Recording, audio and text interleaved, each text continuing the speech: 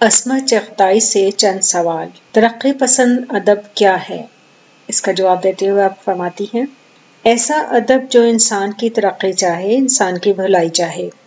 وہ ادب، وہ آرٹ جو انسان کو پیچھے نہ دھکیلے، انسان کو دنیا کی اچھی سمت چلائے۔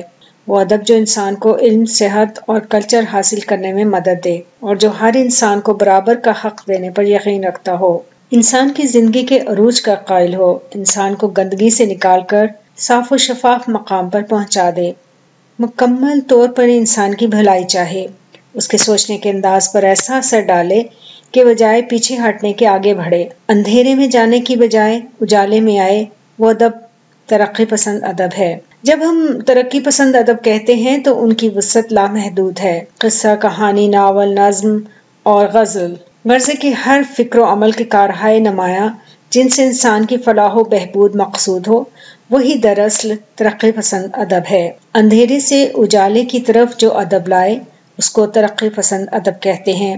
ترقی پسند ادب آج پیدا نہیں ہوا، آج کل کے لکھنے والوں سے پیشتر سے ترقی پسند ادب لکھا جا رہا ہے۔ موجودہ دور کے بہت سے شعراء پیدا بھی نہیں ہوئے تھے، یعنی اس وقت سے ترقی پسند ادب لکھا جا رہا ہے اور آئندہ بھی لکھا جائے گا۔ کبیر کو مانتے ہیں کہ وہ ترقی پسند تھے، اقبال کو ترقی پسند مانتے ہیں، حالانکہ اس وقت یہ لفظ وجود میں بھی نہیں آیا تھا۔ غالب کو مانتے ہیں کہ وہ ترقی پسند تھے، انہوں نے انسان کی بہتری پر زور دیا ہے۔ اپنے زمانے میں میرا نے نیا قدم اٹھا کر عورت کی ہستی کو ابھارا تھا، عورت کے حقوق کو ابھارا تھا۔ عورت بھی اپنا خدا حاصل کر سکتی ہے، اس کا خدا اس کا پتی نہیں ہے، اس کا شوہر ہی اس کا خدا نہیں ہے، اگر وہ چاہے تو اپنے خدا تک براہ راست پہنچ سکتی ہے۔ میرا نے خدا سے تعلق جوڑا اور کوئی اس کا کچھ نہ بگاڑ سکا۔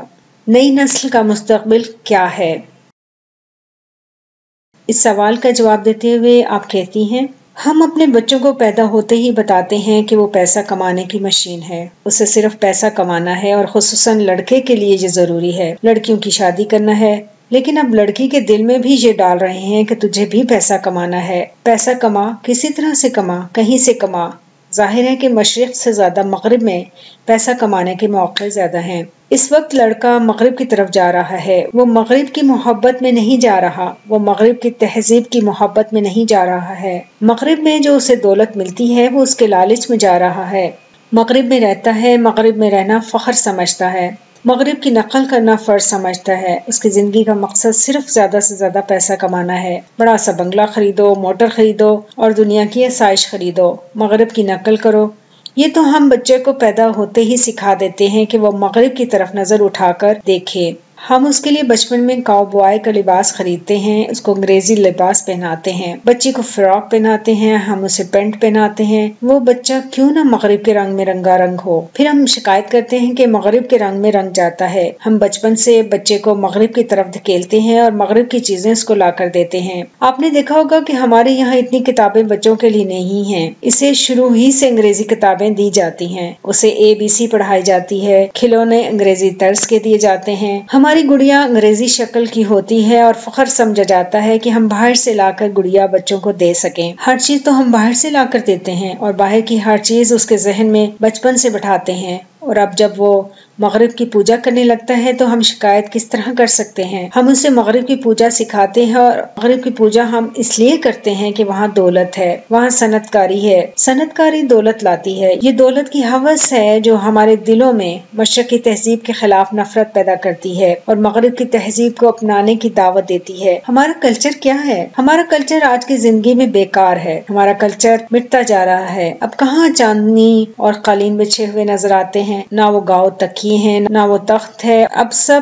صوفہ سیٹ پر بیٹھتے ہیں، دسترخوان غائب ہو گیا، اب کھانے کے لیے کھانے کی خصوصی میز اور کرسیاں ہیں۔ ہم اپنے بچے کو مغرب کی نقل کرنے کے لیے ہی پالتے ہیں، ہمیں اس سے کیا شکایت ہے؟ وہ مغرب کی اچھائیاں بھی لیتا ہے، ہم اسے مغرب کی طرف بھیجتے ہیں، فخر سمجھتے ہیں کہ وہاں سے ڈگری لائے۔ بچے کا کوئی قصور نہیں، نوجوانوں کا کوئی قصور نہیں۔ اگر وہ دوراہے پر کھڑے ہیں، ان سے کہا جا سکتا ہے کہ مشرقی تہذیب کی طرف دھیان دو۔ ہماری تہذیب ہے کہاں؟ کتنے بچے ہیں جو اپنے بچوں کو اپنی تہذیب اور تمدن کی تعلیم دیتے ہیں۔ اتنے ماں باپ ہیں جو اپنے بچوں کو عجائب گھر لے جا کر انہیں اپنے ملک کے آثار قدیمہ سے روشناس کراتے ہیں۔ سب مغربی رہائش اور طرز گفتگو کی نقل کرتے ہیں۔ آج بھی ہمارا طریقہ تعلیم مغربی ہے۔ آپ ہی دیکھیے کہ انگریز چلا گیا لیکن انگریزی اب بھی ہماری زندگی کا سہارا ہے۔ نوکری انگریزی سے ملتی ہے، انگریزی تعلیم سے ملتی ہے، ہندی اور اردو صفے دوم پر ہیں۔ غریب آدمی کو ہندی پڑھاتے ہیں تاکہ وہ محدود دائرے میں گھومتا رہے، اور جنہیں حکومت کی باغ دوڑ سنبھالنی ہے وہ مغربی تعلیم حاصل کرتے ہیں۔ مغربی تعلیم سے حکومت کی جاتی ہے،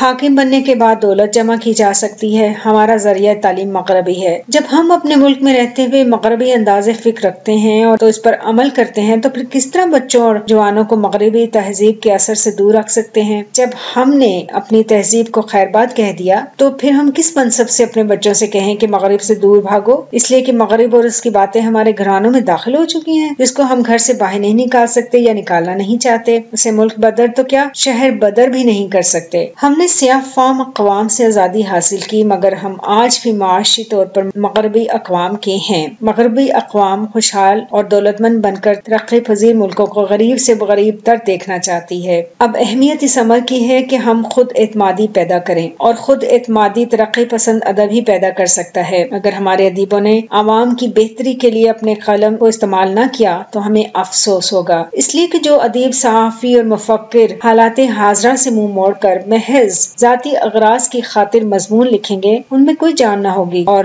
بے جان شے بے معنی ہوتی ہے۔